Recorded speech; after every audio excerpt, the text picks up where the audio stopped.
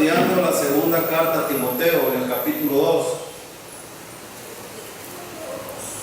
Segunda carta de Timoteo, el capítulo 2.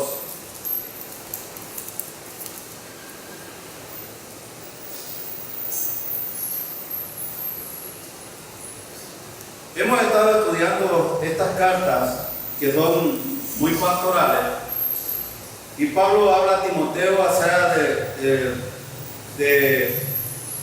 de cómo un soldado o un creyente puede vivir para el Señor. Pablo ha hecho 3 ilustraciones muy claras. Habló acerca de un soldado. Pablo dice en el versículo 3 al 4, Pablo dice que el soldado es sufrido y dedicado para recibir la aprobación de su general. Un soldado se dedica a la milicia, y es lo que el principio que establecíamos la vez pasada.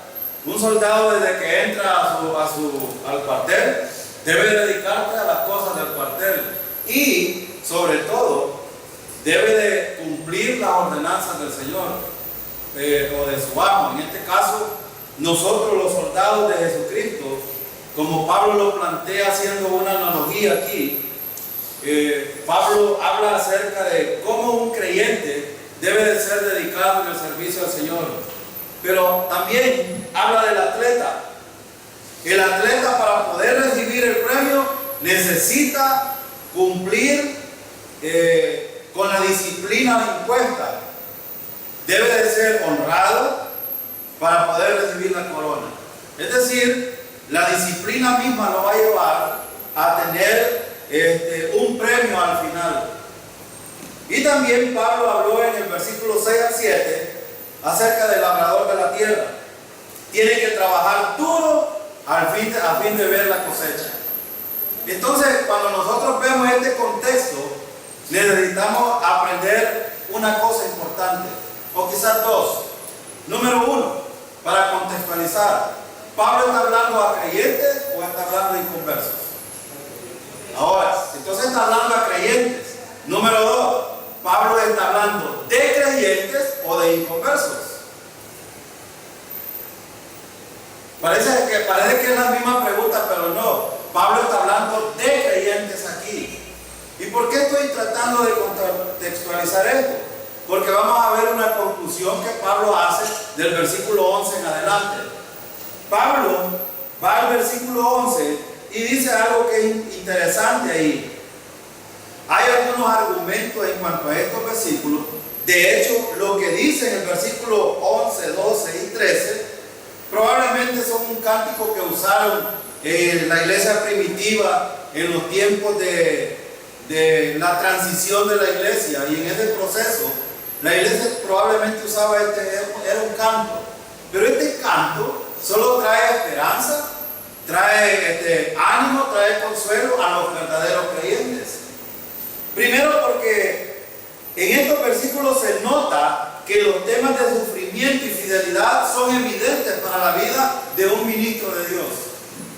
Primero, porque Pablo está hablando a un pastor joven llamado Timoteo, y Pablo está dando instrucciones precisas a este siervo del Señor. Y en el versículo 10 que terminábamos el miércoles pasado, hay algo que es importante recordar. Quiero que leamos el versículo 10 del capítulo 2. Dice: por tanto, todo lo soporto por amor de los escogidos, para que ellos también obtengan la salvación que es en Cristo Jesús con gloria eterna. Pablo está diciendo algo importante aquí. Pablo dice que soporta toda clase de sufrimiento por amor de que otros sean afectados por el Evangelio, por el mensaje de Jesucristo, y no solo eso, sino que sean salvos por medio de él. Ahora, aquí aprendimos una cosa muy importante. La salvación proviene del Señor, y la única manera de salvarse es por la muerte de Cristo en la cruz. Ahora, si nosotros vemos entonces este contexto, podemos ver que lo que Pablo va a decir en los versículos 11 al 13 solo son promesas para el creyente. Veamos entonces el versículo 11. Pablo habla en la siguiente línea, hay algunas cláusulas de condición. Y Pablo en el versículo 11 por lo menos menciona una cláusula de condición. Pero Pablo empieza diciendo, palabra fiel es esta. Hay algo importante en esta expresión. Hermano, la palabra de Dios que nosotros tenemos ahora es tan fidedigna que no puede tener variación. Porque si tuviera variación, si no fuera recta, si no fuera firme y fiel, entonces nosotros estaríamos de choto aquí. Pero no es así. Pablo dice algo importante. Palabra fiel es esta. ¿Qué está diciendo Pablo con estas palabras? Pablo está diciendo en buen salvadoreño, esto que les voy a decir es verdad. Entonces, hermano, lo que estamos estudiando aquí no lo estudiamos como filosofía ni como un mensaje rutinario, psicológico, que puede tal vez traer en cierta medida ánimo, pero no. Esto que Pablo va a decir es verdadero. Es verdad, porque proviene de Dios. Y precisamente, por eso el versículo 11 dice algo importante. Miren lo que dice el versículo 11. Si somos muertos con Él, también viviremos con Él. Quiero recordarles algo que estudiamos hace mucho tiempo en Romanos. Y quiero que observe usted en el versículo la palabra somos. La palabra somos determina de quién está hablando Pablo aquí. Porque algunos aplican estos 3 versículos y enseñan de que la salvación se pierde. Y otros enseñan que muchos tienen que luchar para poder alcanzar salvación. Pero los versículos que vamos a leer aquí, como son aplicados solo a creyentes, es evidente que Pablo lo que está dando son promesas. Entonces Pablo dice, si hemos muerto con Cristo, entonces, ahora la pregunta es, teológicamente hablando, ¿cuándo morimos con Cristo nosotros? ¿Cuándo morimos con Cristo? Cuando pusimos nuestra confianza en Él. Esto es así. Él murió en la cruz para pagar el precio por todos los pecados de la humanidad. No hay ningún pecado que no haya sido pagado en la cruz del Calvario. Entonces, cuando Cristo pagó, porque la paga del pecado era muerte, y Cristo pagó con la muerte, entonces, cuando usted y yo pusimos nuestra confianza y creímos eso que Cristo hizo en la cruz en favor nuestro, entonces nosotros fuimos colocados en esa muerte también. Esto se llama, teológicamente hablando, identificación. Estamos identificados con Cristo en su muerte. Pero no solo eso, hemos sido identificados con Cristo también en su sepultura. Cuando Cristo fue a la tumba, cada uno de los que hemos confiado en Cristo también hemos ido a la tumba. Y cuando Cristo resucitó, nosotros también resucitamos con Él. Y por lo tanto, hermanos, si estas 3 cosas son cumplidas en un creyente, en alguien que ha puesto su fe en el Señor, entonces esto es verdadero lo que está diciendo Pablo. Por eso la palabra, cuando dice, palabra fiel es esta, si somos muertos con Él, también viviremos con Él. Pero aquí hay una condición. Sí, por eso decía yo que hay una condicional. Si somos muertos con Él, es evidente que no todas las personas, y esto es importante recalcarlo, para que aquel que todavía no ha puesto su confianza sola en Cristo para salvación, la pueda poner, porque es la única manera y la garantía de poder vivir con el Señor en el futuro. Y esta promesa se cumple cuando nosotros, es más, Pablo está diciendo en otra palabra, bueno, ustedes ya confiaron en el Señor, han sido muertos con Él, entonces la promesa ¿cuál es? Viviremos con Él. Hermano, no es una esperanza verdadera la que nosotros vemos en este versículo. Claro que sí. Los creyentes a veces, y aquí es donde nosotros tenemos muchos problemas con este contexto que Pablo está diciendo. De hecho, no es fácil ver o venir la muerte encima de una persona. Es más, aún los creyentes nos afligimos por cosas muy pequeñas, mucho más por la muerte. Pero Pablo está diciendo esto alentando a Timoteo. De hecho, los tiempos en el contexto de esta carta eran tiempos de sufrimiento. La pregunta es, ¿cuánto sufrimos nosotros por amor al Señor? Poco. Si nosotros comparamos a Pablo y a otros discípulos de este tiempo, bueno, de hecho, ellos fueron muertos por amor al Señor. Y nosotros, hermanos, ¿cuánto? Casi nada hacemos nosotros. Pero sin embargo, Pablo está diciendo esto, que un creyente no es que no va a sufrir. Él no está diciendo eso. Pero en esta primera línea de este pasaje que estamos viendo, podemos recordar que los creyentes, por medio del sufrimiento, Cristo proveyó la vida eterna. Si Cristo sufrió para pagar el precio por nuestros pecados, hermano, el sufrimiento que nosotros podemos tener, Pablo dice, no es nada, hombre, no es nada. Pero también garantiza algo: viviremos con el Señor. Esto es lo bueno de la maravillosa gracia de Dios. Porque ¿cuánto de nosotros merecemos realmente esto? ¿Cuánto merecemos esto? Ninguno. Ninguno merece esto. Pero el amor de Dios precisamente manifestado por esto. Por eso el versículo dice, quiero leer esta otra versión, dice, la versión Dios habla hoy, dice, esto es muy cierto: si hemos muerto con Él, también viviremos con Él. Y noten que el verbo viviremos está en el futuro. Este futuro, hermano, se cumple en dos maneras. Porque en la palabra viviremos está hablando de una certeza. Él está diciendo, bueno, no importa si tú te vas por medio de la muerte física, estarás con Él. Y entre otros puntos escatológicos, Él está diciendo, no te preocupes, si estás en la tumba, también vas a vivir con el Señor. Hermano, esta es la garantía de lo que la palabra del Señor nos está diciendo. Ahora, y el versículo 12, en el versículo 12, muchos tienen un problema serio aquí. Quiero recordar el contexto que tenemos. Pablo habla a creyentes.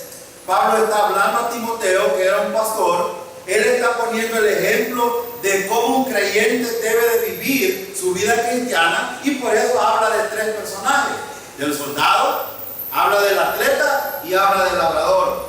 Ambos, ¿qué recibirán si hacen las cosas correctas? Un premio, el fruto de su trabajo. Entonces él está hablando de un contexto futuro hacia una práctica del creyente en la vida cristiana. Es decir, lo que hacemos tiene algo que ver con el futuro, pero tiene que ver con algo en el presente también. Ahora, en el versículo 12 es muy importante notar, y dice Pablo, si sufrimos, también reinaremos con Él. Fíjense que en el versículo dice, si sufrimos, también reinaremos con Él. La palabra si sufrimos aquí, quizás no es la mejor traducción. La palabra es si soportamos. Porque de hecho, ya sabemos nosotros que los creyentes aquí vamos a sufrir. Esto no lo podemos obviar. El punto es, ¿cuántos de los creyentes pueden soportar los sufrimientos? Soportar en el sentido de no hacer algunas cosas. Por ejemplo, el hermano la vez pasada vivió algunas cosas que son importantes en cuanto al pueblo de Dios. Renegar, por ejemplo, contra Dios. ¿Qué pasaría si en medio de una enfermedad, postrado en una cama, en vez de darle gracias a Dios y estar contentos, estaríamos renegando: Dios, ¿por qué no me levantas de aquí? Como hacemos muchos de los creyentes. Pablo está diciendo esto: si soportan. La palabra sufrir aquí no es la correcta, es soportar el sufrimiento.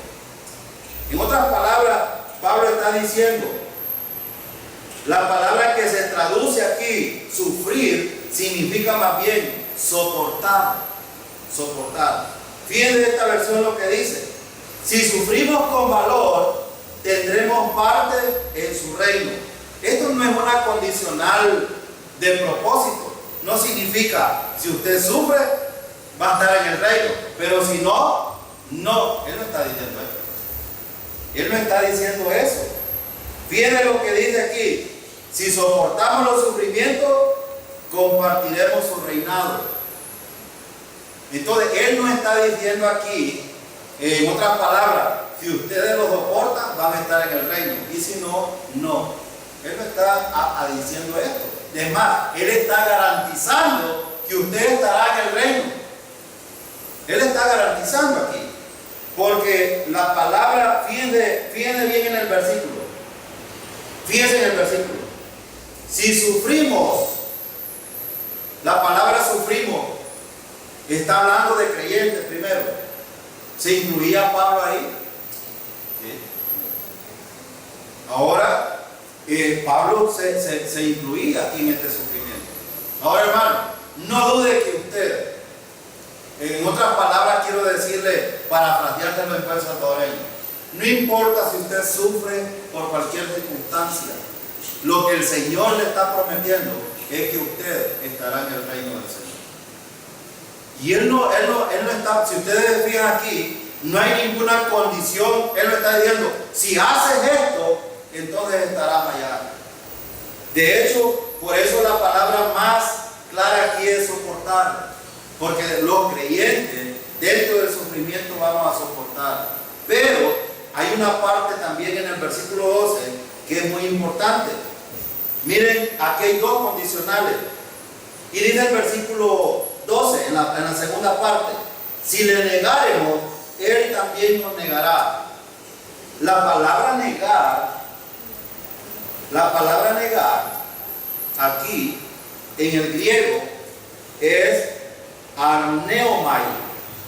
Y arneomai tiene varias aplicaciones debido en el contexto en el que se encuentra. Por ejemplo, aquí pareciera decir, y aquí es donde muchos aplican este principio de que, si alguien niega al Señor, entonces no es salvo. Pero si no lo niega, es salvo. No sé si ustedes están pensando esto, pero algunos así lo dicen. Fui a consultar muchos escritores, John MacArthur, Rayleigh, hay muchos norteamericanos que inclusive dan algún comentario de esto, y algunos no se atreven a decir nada. Pero quiero parafrasear lo que está diciendo el versículo. Fíjense bien, la palabra arneomai significa contradecir, significa desconocer, significa rechazar, significa rechazar, significa rehusar y significa renunciar. Ahora, esta palabra negar es en el griego arneomai, y arneomai tiene todos estos conceptos. Ahora la pregunta es: ¿cuál es el aplicado dentro de este contexto? Porque no todas las palabras se aplican a este contexto. El punto es contextual. Vuelvo a repetir, estamos hablando de creyentes, está hablando de un ministerio, y más adelante lo va a tratar Pablo en el versículo 14 y 15. Él está hablando a un pastor, y está hablando de que los creyentes deben de ejercitarse en el servicio como creyentes en su vida práctica. Entonces, él está diciendo en el versículo, voy a poner, y es mi punto de vista, que la palabra correcta aquí usada en el contexto de esta palabra negar es contradecir o desconocer. ¿Por qué? Hay un hombre que en el pasado, que anduvo con el Señor, hizo esto. Pedro, por ejemplo, ¿recuerdan lo que hizo Pedro? Negó 3 veces al Señor. Ahora, ¿qué es lo que hizo? ¿Cuál es la palabra aplicada para negar en el caso de Pedro? es contradecir, es rechazar, es desconocer, es negar, es rechazar, es rehusar o es renunciar. ¿Cuál de todas las palabras creen ustedes que es aplicar? Es desconocer. Le preguntaron, ¿tú andabas con él? No, yo no lo conozco, dijo él. Y la palabra aquí es desconocer. Por eso es que es importante ver algunas, y a mí me gusta muchas veces hacer algunas exégesis en algunos pasajes, porque algunos se atreven a decir, entonces aquí se pierde la salvación. De hecho, no está hablando de eso. Aquí no está diciendo, ¿por qué? Porque estamos hablando de creyentes. La pregunta que yo haría es, ¿negar qué hará el Señor en el futuro? De hecho, las expresiones, si le negaremos, está en el futuro. Él también nos negará, está en el futuro. ¿Cuándo es que el Señor negará a alguien? O cuando el Señor, que la palabra que yo más creo que es la correcta, es aquí, contradecir o desconocer, que es la palabra correcta. La pregunta es, ¿cuándo el Señor es que negará o desconocerá a alguien? Por ejemplo, ¿será en la salvación? ¿Será en la entrada del reino? Si fuera, por ejemplo, en la salvación, hermano, ¿qué está diciendo el versículo 11? Que si hemos muerto con Cristo, entonces hemos sido salvos. No puede ser la salvación. Él no está hablando de la salvación aquí. Él está hablando del segundo tiempo de la salvación. Él está hablando de la santificación práctica.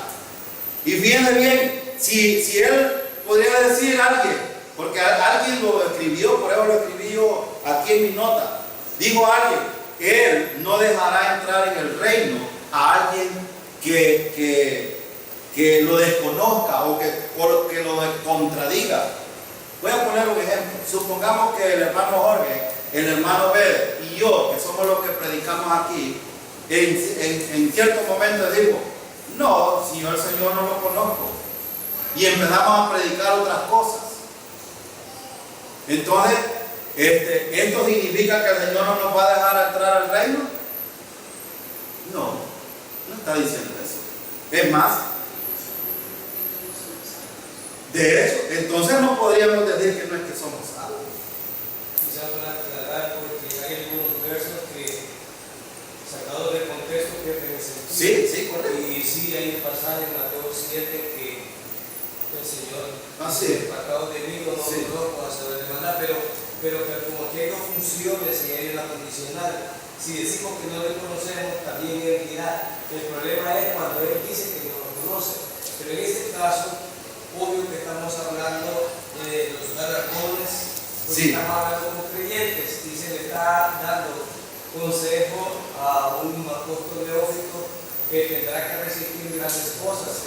Y entonces él está animando, en vez de engañarnos, que va a sufrir, pero que deberá resistir, y animándonos porque la resistencia le permitirá tener esos galardones, porque de hecho, en el primer texto que tú leíste, él estaba diciendo, y aclara, por eso aquí podría aplicarse a uno creyente, y ahí el texto sí tendría sentido, porque dice, sí morimos. Es decir, si creíste y te identificaste con Cristo, está claro que lo sabes. Pero si no, como que dice, si no, está como Mateo 7. Son de esos religiosos que usan el nombre de Dios, pero que no eres salvo. No es que la pierdas, sino que no eres. Ahora, el verso 13 aclara que está hablando de los galardones. Porque el verso 13 dice que, aunque vos eras infiel y hagas lo que hagas, Él sigue viendo. Mira la promesa de salvarte si feliz. Entonces ahí está reafirmando, remachando y trabajando que somos salvos para siempre. Pero ¿qué pierdo yo en el segundo tiempo de la salvación? ¿Qué pierdo yo cuando no me disciplino al segundo tiempo? La comunión con Dios. Yo pierdo la comunión. Y de hecho, a eso es que iba a apuntar, y yo iba a hacer referencia a Mateo 7 también. Porque Mateo 7 dice, hay una diferencia y una distancia muy larga entre Mateo 7 en el contexto de esos falsos maestros, porque es el contexto. los falsos maestros predicando, profetizando, haciendo milagros, sacando fuera demonios, y ellos le van a contestar, pero ¿cuándo? En el juicio del gran trono blanco, ellos van a estar ahí. Ahora, la pregunta es que dije yo, ¿cuándo es que el Señor nos negará y en qué contexto está esto? Cuando nos presentemos delante del Señor en el tribunal de Cristo, que es otra cosa muy diferente, porque Él está hablando de creyentes aquí. Y el hermano mencionó atinadamente varias cosas. Por ejemplo, habló de galardones. El hermano habló también de la comunión con el Señor.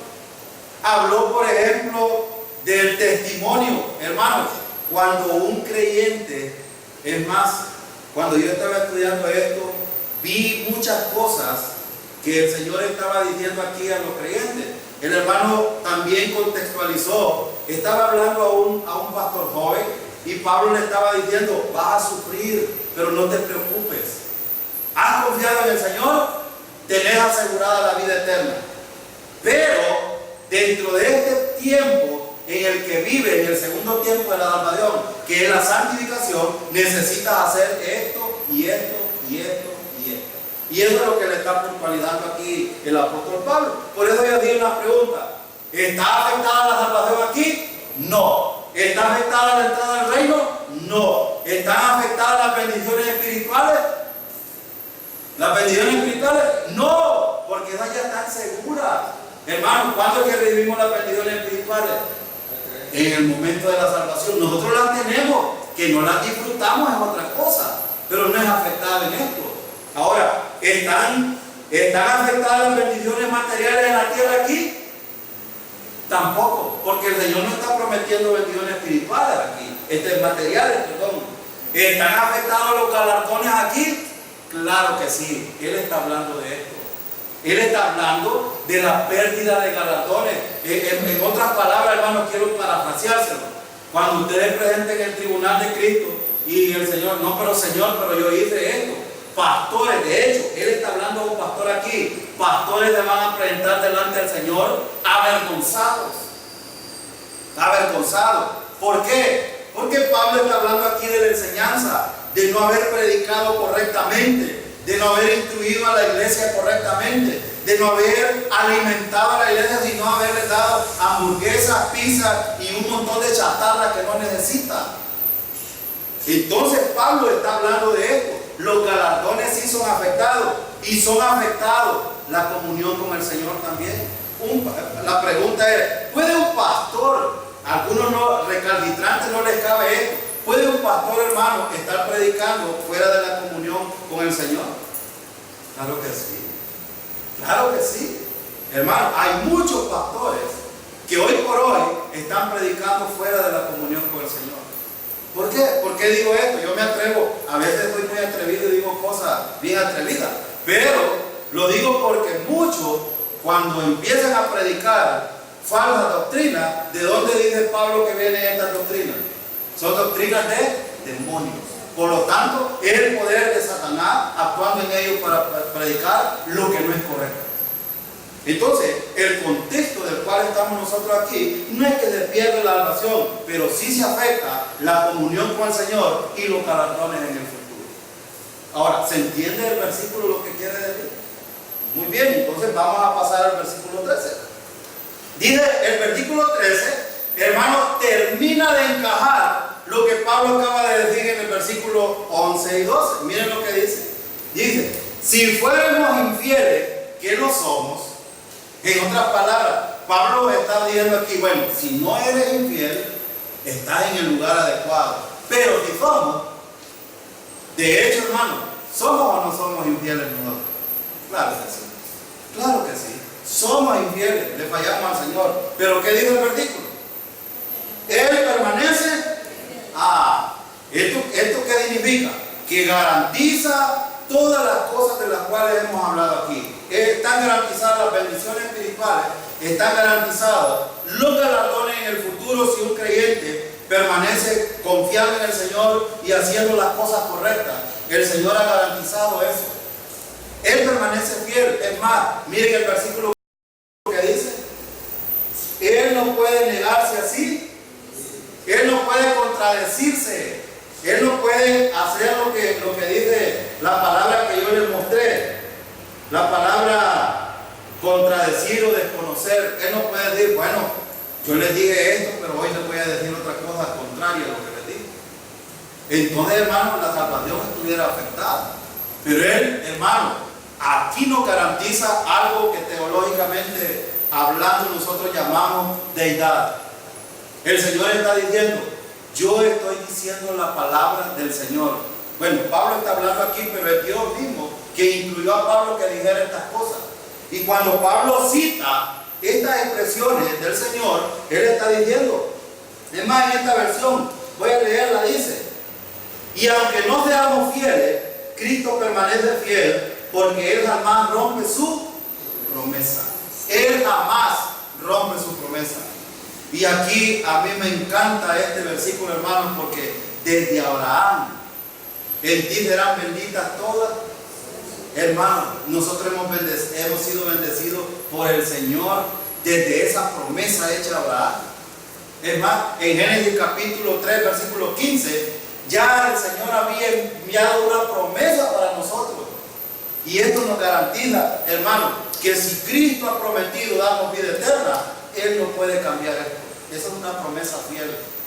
Por eso Pablo empezó, palabra fiel es esta. Esto es verdadero. Ahora, hermano, yo no sé cuántos han de creer esto o no lo han de creer. Los que me escuchan por este medio, por ejemplo. No sé. Pero aquí el versículo está diciendo que aunque nosotros seamos infieles, Él es fiel y Él no puede romper la promesa que ha hecho. ¿Y cuál es la promesa que nos ha hecho a nosotros? Vida eterna en el momento de confiar en Él. Solamente. Algunos dicen, ¿qué? Fácil, ¿eh? Sale como dice, bueno, Will Salgado tiene un dicho de choto, pero no es de choto. No es de choto. La gente que se ha metido eso, hace una fiesta de Navidad de choto. ¿Cuál de choto? Y lo que pagan impuestos. Es que él siempre tiene que pagarles y la gente no llega a ver las fiestas de choto. Entonces, hermano, la salvación a nosotros no nos cuesta nada, pero a Dios sí le costó la sangre de Cristo en la cruz. ¿No es cierto? Es que no es de choto. La gente dice, no, hombre, ¿tan fácil es esto? No, es que no es fácil. Para nosotros sí, porque solo necesitamos confiar en que lo que Cristo hizo es suficiente, nada más. Pero para Él sí, porque Él padeció, sufrió, pero algo que me encanta aquí es que Él, ¿qué hizo? Cerró su boca, enmudeció y aguantó y soportó todo. Y es más allá de todo eso, cuando dice Romanos 6:23, la paga del pecado es muerte, Cristo cerró su boca y no dijo nada, porque necesariamente tenía que pagar el precio por nuestro pecado. Y lo hizo. Y eso es suficiente. Entonces Cristo está diciendo, yo no puedo romper lo que ya le he dicho. Si Dios lo prometió en el pasado, yo ratifico eso ahora. Él está diciendo eso. Y esto, por eso a mí me encanta, hermano, me encanta este versículo, el versículo 13. Pero un principio importante que necesitamos aprender, que la fidelidad de Dios es un valor positivo que debe comunicar ánimo y seguridad al creyente. Hermano, esto debe de darnos ánimo y darnos seguridad a nosotros. Si Cristo lo ha prometido, Él lo va a cumplir. Él no puede echarse para atrás. Ahora, Pablo afirmó una verdad semejante, pero a nivel nacional en Romanos 3:3. Vaya conmigo a Romanos 3:3 rápido. Mire, hay una verdad importante que podemos aplicarle en relación. Romanos 3:3. Mire Romanos 3:3. Romanos 3:3 dice, pues que si alguno de ellos han sido incrédulos, su incredulidad habrá hecho nula la fidelidad de Dios. Él está hablando de los judíos aquí. Él está hablando de los judíos. Si la incredulidad de ellos habrá hecho nula la fidelidad de Dios. Hermanos, ¿fueron incrédulos los judíos? Muy incrédulos. Como nosotros lo somos hasta el día de hoy. Y él está hablando aquí, la incredulidad de Israel no significa que Dios no cumple sus promesas. Entonces, por eso es que Él no puede negarse a sí mismo, hermano. Lo que Dios ha dicho, lo va a prometer tal como lo ha dicho.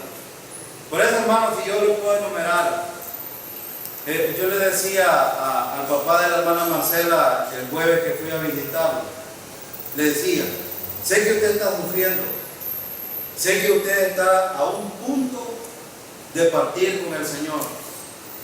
Y yo no le podría decir, el deseo suyo es que el Señor lo restaure y lo levante.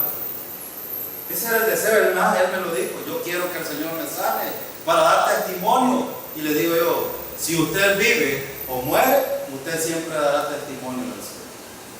Y sabe que fuimos a predicar a este velorio, donde la gente no quería entrar ahí a la salita y tuvimos que salirnos a la calle para no tirar palabras al aire, y la gente escuchó el mensaje del Evangelio.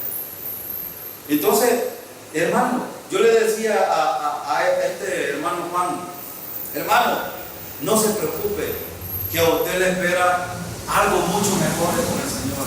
Y le leí algunos pasajes que hablan de esa morada eterna que Dios nos tiene preparada. Y el hermano me decía, sí, hermano, yo sé eso, yo lo sé que voy a un lugar mejor. Ahora, este hermano, en un momento me dijo, no me quiero ir, pero después de escuchar la palabra, él me dijo, bueno, entiendo que estar con el Señor es mucho mejor. Él me lo dijo. Ahora, él había confiado en el Señor, y la gente a veces no puede entender esto. Aún en los creyentes tenemos este miedo de partir con el Señor. Pero hermano, Él ha prometido una morada celestial. Él ha prometido que este cuerpo corrupto se va a vestir de incorrupción un día, en la resurrección. Es más, yo hace unos par de tiempo estuve explicando en Isaías que el ropaje que nosotros tendremos en la venida del Señor es un ropaje mucho mejor que estos trapos que nosotros cargamos hoy. Porque la gente se afana mucho en esto, pero no es importante la ropa. El Señor nos ha revestido con su justicia, que es mucho mejor que eso. Ahora, por eso, hermano, el significado es claro, que no permanecer fiel a sus promesas de la salvación sería negar su propio carácter. Decir para el Señor aquí que una persona que ha confiado en Él y no cumplir esa promesa, entonces sería fallar a su carácter. Entonces Dios no es santo, Dios no es verdadero. Pero aquí, hermano, lo que nosotros predicamos es que el mismo carácter que Dios tuvo en el Antiguo Testamento, dando su promesa al pueblo de Israel y que nos afectan a nosotros, las mismas son las que ha dicho Pablo que el Señor le incluyó que dijera. Esto entonces debe de darnos seguridad a nosotros, debe de arraigarnos en el carácter de Dios y debe de darnos certeza de la grandeza de lo que Dios es y que lo tiene preparado a nosotros. Ahora, volvamos otra vez al capítulo 2, vamos al versículo 14. Pablo habla en el versículo 14 de un encargo para Timoteo, porque de hecho Pablo estaba por partir ya. Pablo era un anciano, él había sufrido mucho, estaba en la cárcel, ya lo iban a matar, y por lo tanto Pablo empieza a dar instrucciones a Timoteo y le hace un encargo. Versículo 14, recuérdale esto. Recuérdale esto, ¿a quiénes? Bueno, si ustedes traen el contexto, ustedes saben que dentro de la iglesia de Éfeso había muchos falsos maestros, y además habían muchos creyentes que estaban hablando falsamente. Ya hablamos de Hermógenes, hablamos de Alejandro, hablamos de algunos. Aquí es más, aquí los va a mencionar Himeneo y Fileto, dos hombres que se levantaron a decir en la iglesia: la resurrección ya fue. ¿Qué tal si yo les dijera, hermano, la resurrección ya fue y nosotros nos quedamos? Entonces, ¿qué esperanza tendríamos nosotros? Entonces Pablo le va a decir a Timoteo, Recuérdales esto. Y versículo sigue diciendo, exhortándole. ¿Recuerdan qué significa la palabra exhortar? ¿Recuerdan? Animar. No es regañar. No es como algunos pastores que se ponen a estar diciéndole un montón de barbaridades a la gente en vez de estarle enseñando la palabra del Señor. La manera de animar a un creyente que le ha desviado es por medio de la palabra del Señor. No podemos hacerlo de otra manera. Entonces le dice, exhortándoles delante del Señor a que no contiendan sobre palabras. Porque de hecho, hermano,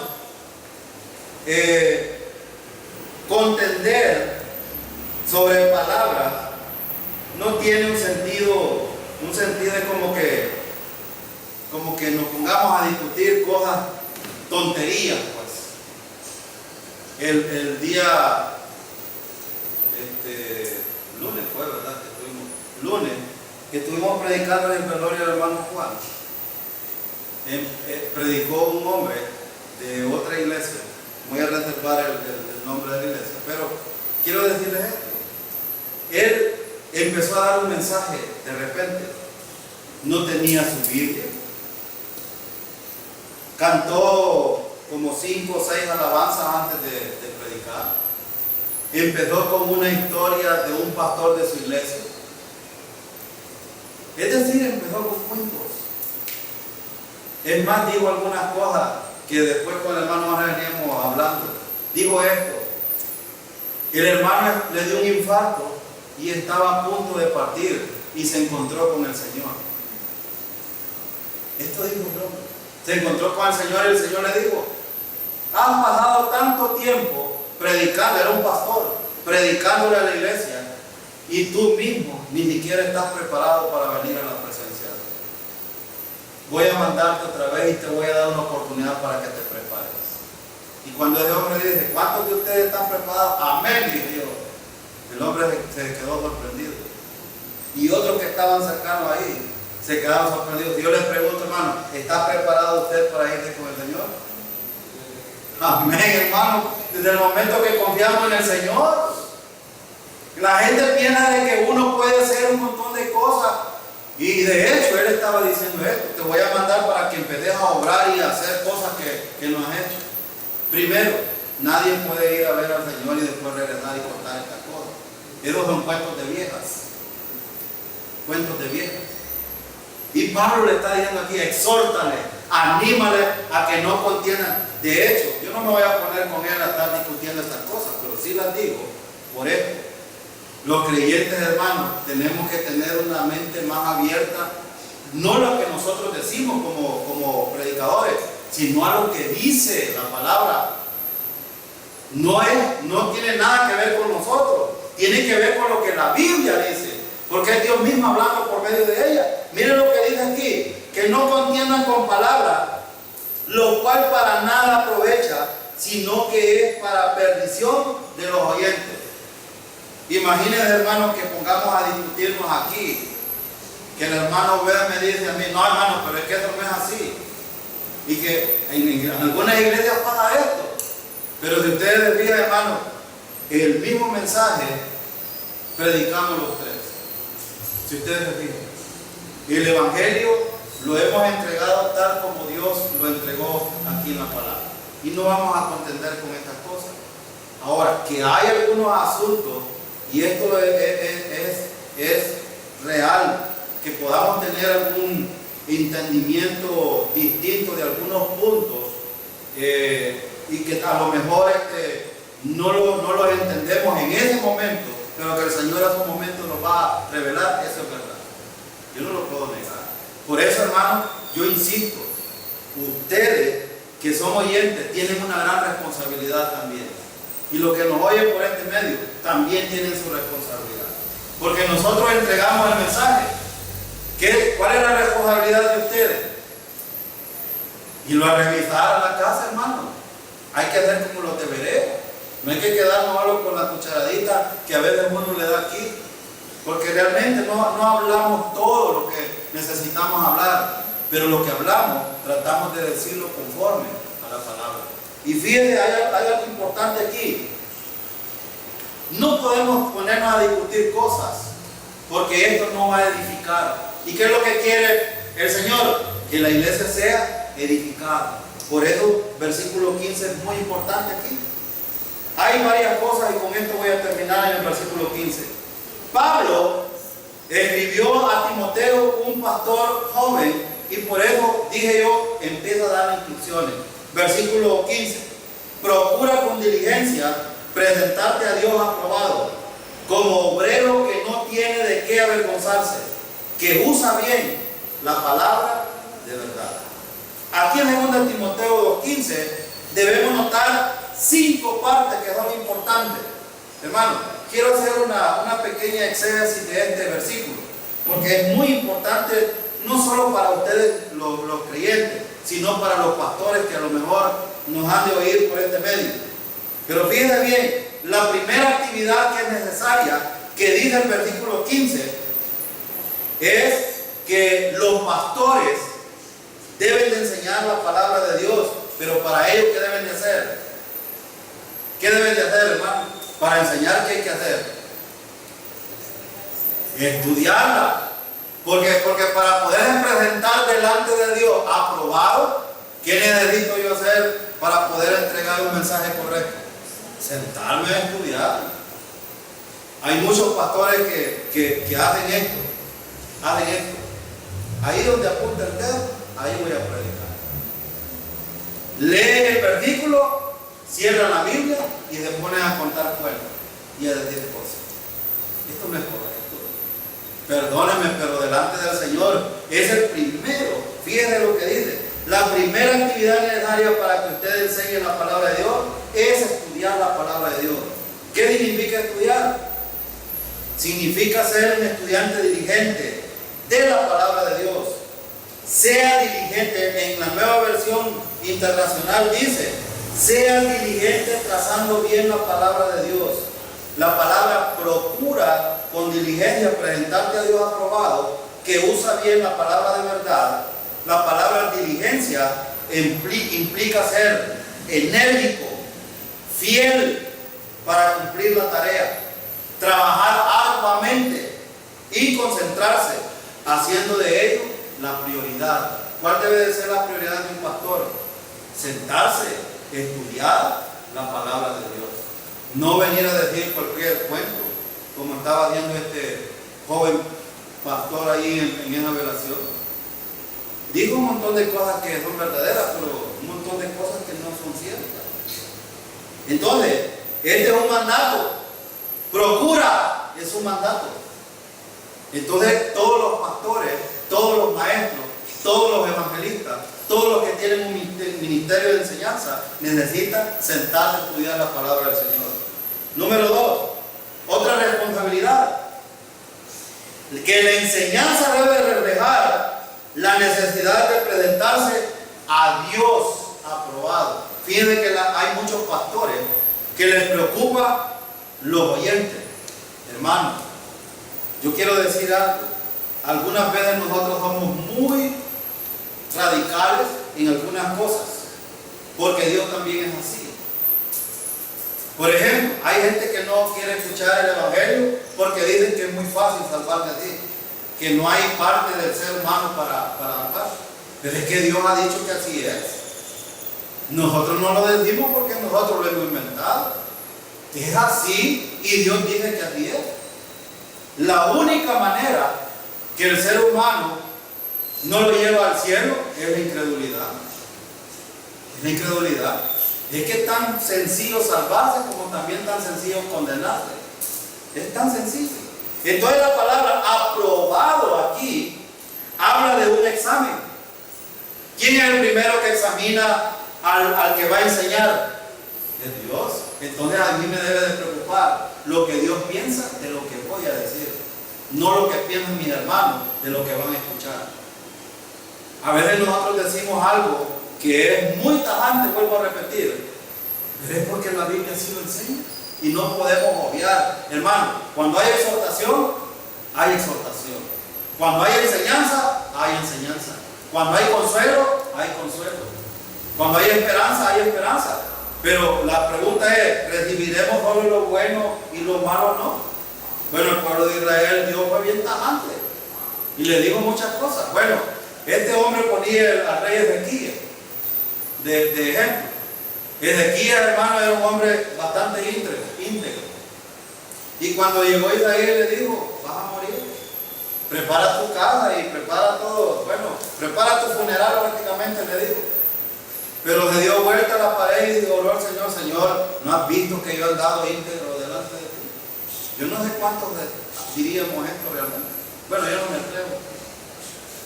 Yo decía a la gente ya: soy un pecador comprado por la sangre de Cristo solamente, perdonado. Entonces, pero hermano, ¿qué hizo Dios con este rey? Ajá. Pero ¿no creen que algunos de nosotros, en vez de darnos, nos puede quitar el Señor? Yo no puedo olvidar decir esto. Es que a Israel, cuando estaba allá en el monte Sinaí y andaba Moisés trayendo las tablas y vio que estaban, le dijo: saca tu espada. Los que están con Dios, vénganse para acá. Y se vinieron y les dio orden Dios y les dijo: ustedes saquen la espada y maten a todos esos. ¿Cuántos murieron ahí, creen ustedes? Miles de judíos. Dios es así. Entonces, aprobado delante de Dios. El asunto no es, a la gente le encanta lo que digo, hermano. Yo como predicador no vengo dispuesto a que ustedes se vayan contentos con lo que yo dije, pero digan mentiras. A mí me debe interesar lo que Dios piensa de lo que estoy diciendo. Eso debe interesar. Entonces, para ello debemos de estudiar y ser fieles a la palabra de Dios y ser aprobados por Él. La pregunta: ¿cuál debe ser el propósito de nuestro estudio de la Escritura? ¿Cuál es el propósito cuando usted viene, hermano, a un estudio? ¿Cuál es el propósito? Edificarse. Cuando ustedes tienen que aprender, es lo mismo, edificarse. Aprender es edificarse, es llenarse, es cultivarse. Eso es. Tercer propósito. El propósito de la enseñanza implica que debe procurar ser un obrero que no tiene de qué avergonzarse. Porque sabe, hermano, en el tribunal de Cristo, de hecho Pablo, por eso dijo anteriormente, y él les va a decir: bueno, mira, hiciste cosas que no debiste. Allá en el gran trono blanco van a haber muchos falsos maestros que van a ir al Señor, pero no en tu nombre echamos fuera del demonio, en tu nombre hicimos milagros, en tu nombre profetizamos. ¿Y qué les va a decir el Señor? Apartados de mí, no los conozco. Ahí se aplica la palabra no los conozco, porque a ellos nunca los conocí. Pero ahora, ¿nos conoce el Señor a nosotros, hermano? Totalmente. Por eso es que el obrero que va a predicar debe de estar muy preparado y presentarse delante de Dios y procurar ser un obrero que no tiene de qué avergonzarse. Avergonzarse es un adjetivo intensivo aquí. O sea, en otras palabras, que no tenga un motivo por qué avergonzarse. Interesante, hermano. Imagínate, hoy son famosos los pastores que hacen milagros, prodigios y señales. Sí. Y parece que lo que no hiciéramos, pues no tenemos importancia ni gente. Pero, ¿quiénes serán aprobados por Dios? Esa es la pregunta. Esa es la pregunta. ¿Quiénes pasan el examen ante Dios? Y la vergüenza va a ser, y ya pasaron la vergüenza a eso. Pero si yo hacía milagros, ¿y quién te dijo que hiciera milagros o prodigio era garantía de que era mi hijo o que estaba salvo? ¿Quién te dijo eso? Hay una de la vergüenza. Y engañaste a un montón de gente, pero esto es igual de responsable por haberte seguido, porque ellos tenían la obligación de escudriñar también. Entonces yo creo que la palabra es clara en decirnos que no sigamos señales ni prodigios ni cosas, porque ya nos pone un ejemplo en Mateo 7 que no es eso lo que tiene que usar, sino la verdad. La verdad.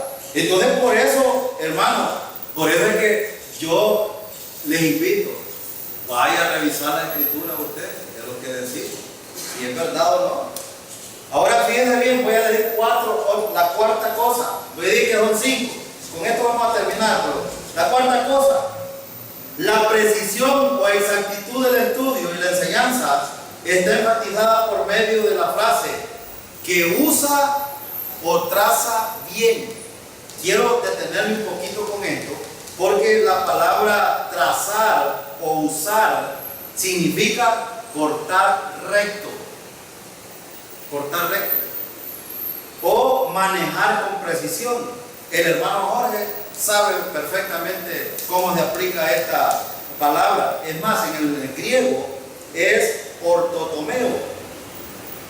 Ortotomeo viene de la palabra orto, que es recto, y tomeo, que significa cortar. En otras palabras, es decir lo que está dicho tal como está. Para decirlo en buen salvadoreño, no poniéndole ni quitándole, sino es tal como Dios lo entregó, así hay que entregar. Eso es lo que está diciendo. Por ejemplo, un granjero, voy a poner ejemplo de un granjero que traza surco, por ejemplo, que va tirando, lleva los bueyes y va tirando el surco. ¿Cuál es su mirada? Vean que no ve para atrás, porque ve para atrás, se le hace para un lado. No, él siempre su mirada hacia adelante. Eso es cortar, es hacer un trazo recto. Un constructor, por ejemplo, que va a poner esto azulejos, o esto, ¿cómo se llama esto? Cerámica. ¿Qué es lo que hace primero? Poner la plomada y el nivel para poderlo tirar recto. Si no, le van a salir unos por un lado y otros por otro. Lo mismo los ladrillos y así. Un fabricante de tiendas, como Pablo, por ejemplo, que hacían tiendas de esas. ¿Qué hacía Pablo? Pablo era un experto y sabía esto. Pablo tenía que dar bien recto los cortes para que la tienda le quedara perfecta. Entonces, cuando estudiamos la palabra de Dios, necesitamos cortar correctamente. Es la palabra quizás más usual aquí. El punto aquí es la precisión y la exactitud. Es decir, ¿qué es lo que quiere decir esta palabra? En eso es que se aplica el versículo. Recuerden, la Biblia no es un libro de fábulas. El hermano Jorge predicó, por ejemplo, en Lucas 16, versículo 19, el lunes, allá en el velorio. Un joven, después de la predicación que él dio, estaba inquietado, un joven incrédulo, y dijo, ¿y qué hay del purgatorio? Cuando yo me bajé del lugar y fui y me dijeron, venga que el hermano, aquí hay una persona que tiene una inquietud, y empecé a explicarle, y me dijo, qué engañado. El purgatorio y el limbo no existe. No existe. Y tuve que explicarle eso. Entonces, ¿por qué ellos creen estas cosas? Porque no han portado recto, no han sido precisos ni exactos para decir lo que la Biblia dice. Y eso es lo que Pablo está diciendo aquí. Y número 5, la autoridad de su enseñanza implica la comunicación de la palabra de verdad. Hermanos, ¿qué es lo que necesitamos decir? Lo que la Biblia dice. No necesitamos decir más. El hermano decía, hay gente que quiere escuchar nuevas revelaciones, nuevas cosas. Hay gente que le encantan las fábulas y todo este tipo de cosas. Hermano, si nosotros queremos saber, el hermano Vedel ha dicho muchas veces por lo que la Biblia dice, si queremos saber cómo va a terminar el mundo, leamos Apocalipsis.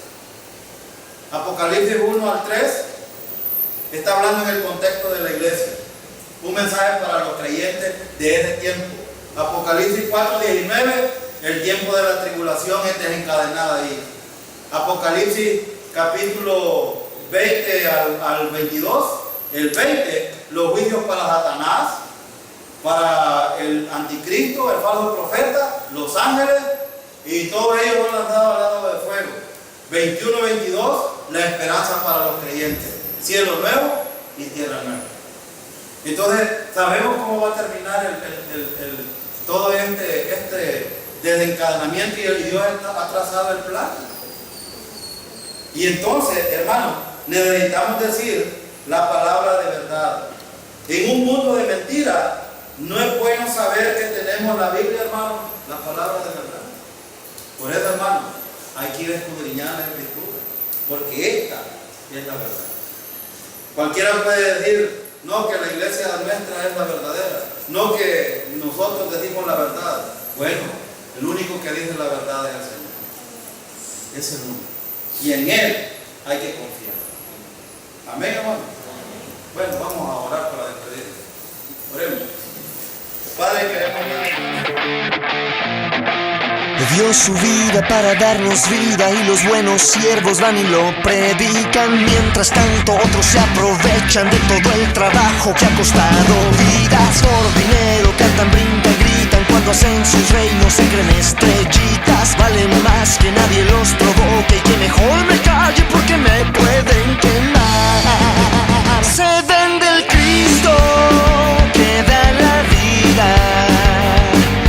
Hacen a un lado la necesidad, se dan entre ellos falsas sonrisas, temen que el otro les vaya a ganar. Se vende el Cristo que da la vida, hacen a un lado la necesidad, se dan entre ellos falsas sonrisas.